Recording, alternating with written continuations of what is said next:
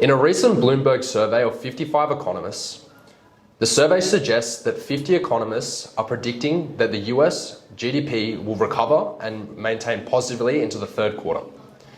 The stock market largely reflects this general view and is rallying. So, do you think we should invest in the stock market now? It's a question between smart money versus dumb money, right? Smart money generally referring to big financial institutions, where dumb money means retail investors.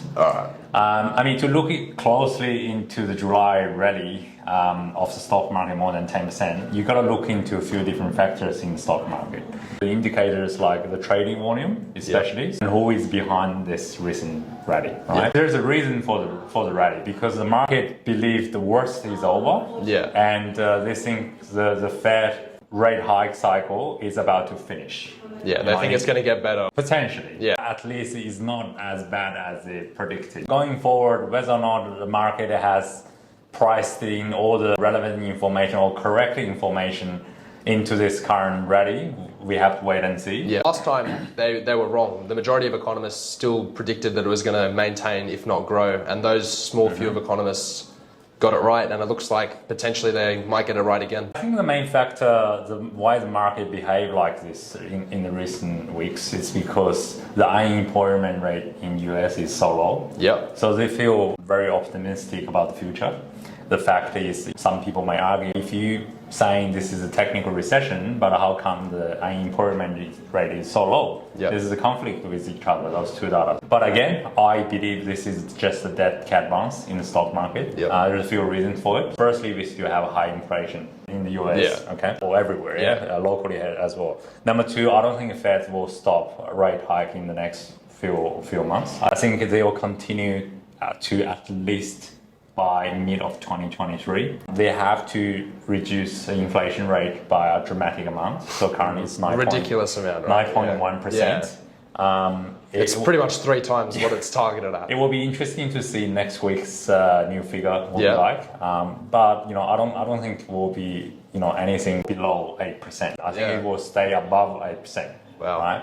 Well, let's wait and see if the inflation rate is peaked or not.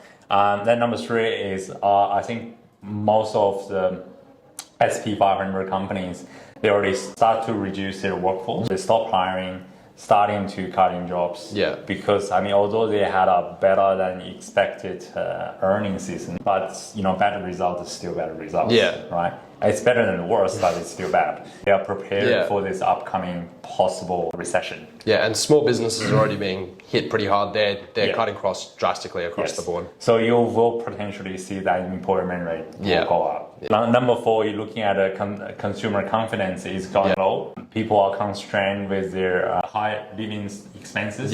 Especially with the recent rate hike, it's a direct result of high mortgage rates and high mortgage repayments. On the demand side, it certainly be reduced. Then finally, referring back to the smart money versus dumb money, I look into the data and look into the indicators.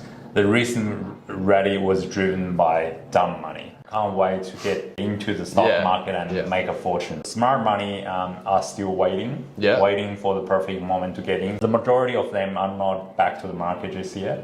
As because they believe the market potentially will make another low before eventually going back again.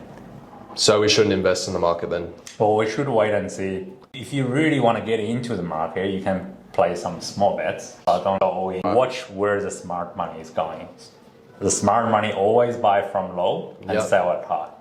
Whereas the dumb money are doing exactly the opposite. You're trying to avoid that.